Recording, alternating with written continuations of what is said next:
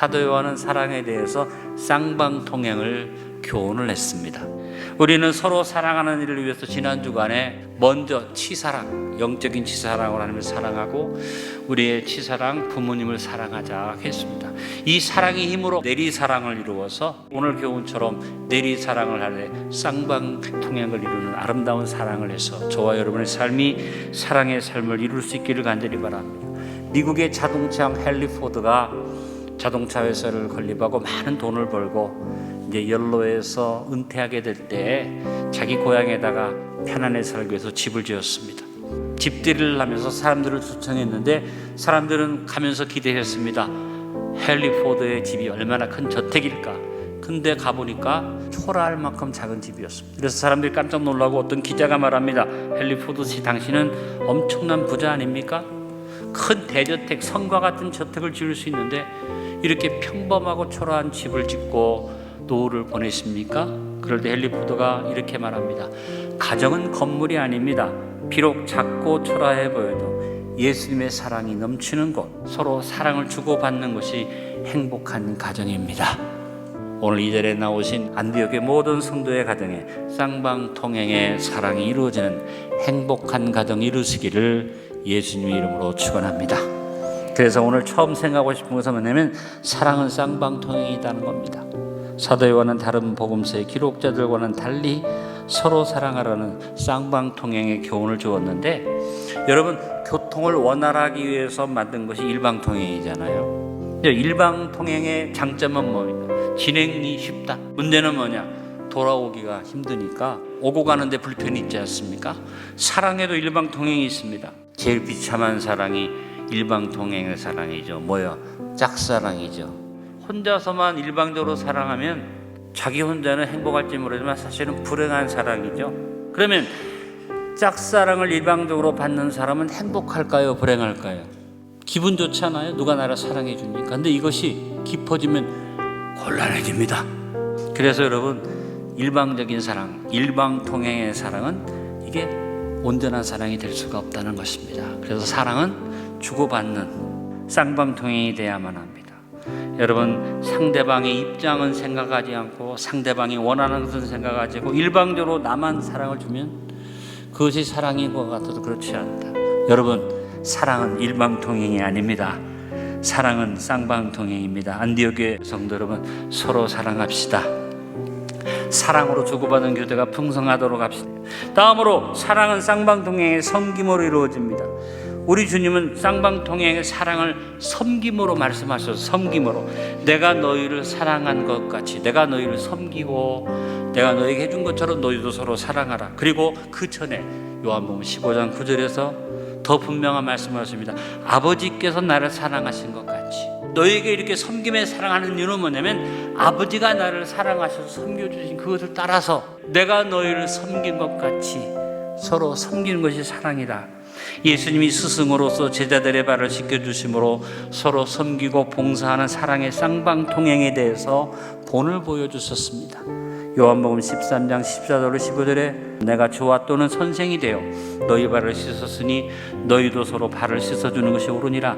내가 너희에게 행한 것 같이 너희도 행하게 하려 하여 본을 보였노라. 스승인 내가 너희를 섬기는 것처럼 서로 섬기라는 말이죠. 행복한 가정이 어떤 가정일까요? 봉사와 섬김이 넘치는 가정 아니겠습니까? 아버지의 최선을 다한 봉사와 섬김이 가족들이 여유 있는 삶을 살 수 있게 해주고, 어머니가 수고하고 애쓰는 봉사를 통해서, 섬김을 통해서 가족들이 윤택한 삶을 누릴 수 있고, 자녀들이 순종과 봉사를 통해서 부모들이 보람과 기쁨을 느낄 수 있는 것이 아니겠습니까? 가정에서 섬김과 봉사는 이미 선행되어져 있습니다. 부모님의 사랑이 이미 베풀어져 있습니다. 자녀들에게 베푸는 부모님의 사랑을 생각하면서 우리 가족이 어떻게 치사랑의 실천을 이루며 살기를 바랍니다. 다음으로 사랑은 쌍방통행의 양보와 이해로 이루어집니다. 어느 가정이나 가족 상호 간에 양보와 이해와 손해봄이 없이는 행복한 가정이 이룰 수 없어요. 그러므로 양보하는 사람이 마음으로 자원해서 그 손해와 부족을 기쁨으로 감당해야만 합니다. 그럴 때 모든 가족이 기쁨으로 자원해서 자신의 양보와 손해를 아끼지 않고 가정을 이루어갈 수밖에 없지 않겠습니까? 내가 양보하고 이해하고 손해보는데 내가 상대방을 사랑해서 하다 보니까 그것이 힘든 것 같아는 해보니까 그것이 행복이에요. 그것이 기쁨이에요. 여러분, 우리를 위해서 희생을 보이신 예수님, 하늘 보좌 버리고 이 땅에 오셨고, 이 땅에서 가난하고 병들고 어렵고 힘든 사람을 위해서 사셨고, 마지막 자기 생명을 다 주시며 우리를 십자가에 주셨는데 주님이 어떻게 우리를 위해서 희생하셨습니까? 기쁜 마음으로 희생해 주셨습니다. 오늘 우리는 그 주님의 희생을 생각하면서 내가 주님처럼 전부를 다하는 희생을 하셨지만 주님, 내 삶에서 내가 욕심을 버리고 양보하게 해주시고 이해하게 해주시고 내가 좀 손해를 봐도 사랑을 실천할 수 있는 그런 마음과 행함을 달라고 기도할 수 있기를 간절히 바랍니다. 다음으로 사랑은 쌍방통행의 위로와 격려로 이루어집니다. 사람은 용기와 격려가 필요한 존재입니다. 가족들이 서로를 격려하고 힘을 주는 것이 가정입니다. 가족은 서로에게 힘을 주는 존재가 되어야만 합니다. 부모는 자녀에게 힘과 용기를 줘야만 합니다. 자녀는 부모에게 보람과 소망을 안겨줘야만 합니다. 부부는 서로 상호간에 용기와 격려를 주는 사람이 되어야만 합니다. 사랑은 주고받는 것인데 서로를 격려해주는 균형이 이루어질 때 행복을 이룰 수 있습니다.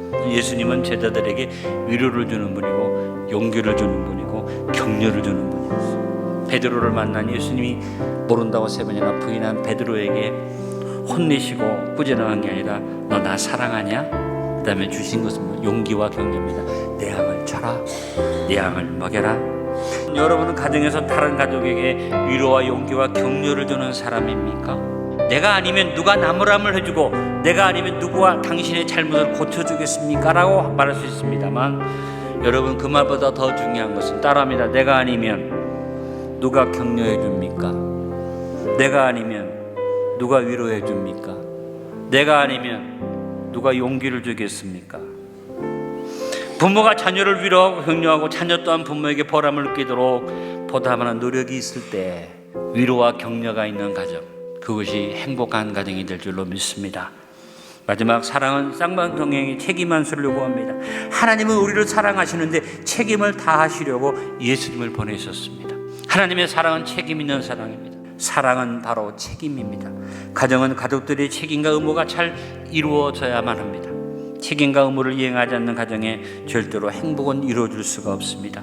우리는 가족으로서 내가 누려야 할 것보다 내가 책임져야 할 것, 내가 행해야 할 것, 의무를 먼저 실천해야만 합니다. 가정은 책임 있는 경영과 관리가 잘 이루어질 때 그곳에서 행복이 일어납니다. 자기의 책임을 다하지 않고 일방적인 사랑을 요구하면 서로가 불행해지죠. 가정이나 교회나 사회나 내 책임이 뭔가를 묵상해보고 책임을 다하는 삶을 삽시다. 빌립보서 2장 4절을 큰 소리를 읽어봅니다. 각각 자기를 돌볼 뿐더러 또한 각각 다른 사람들을 돌보아 나의 기쁨을 충만하게 하라. 오늘 말씀의 결론을 맺습니다. 예수님은 가장 큰 계명으로 사랑의 계명을 주셨습니다. 요한은 그 사랑의 실천 방법으로 서로 사랑하라는 쌍방통행의 사랑을 교훈했습니다. 사랑은 주고받는 쌍방통행입니다. 서로 섬기고 봉사하며 서로 이해하고 양보하고 손해보기를 먼저 하며 서로 위로하고 격려하는 것입니다. 사랑은 서로의 책임을 다하는 것입니다. 서로에게 하나님이 보내주신 사람이 됩시다. 가장 중요한 열쇠를 마지막으로 말씀드립니다. 서로 사랑하는데 깨달은 사람이 먼저 실천하는 것입니다.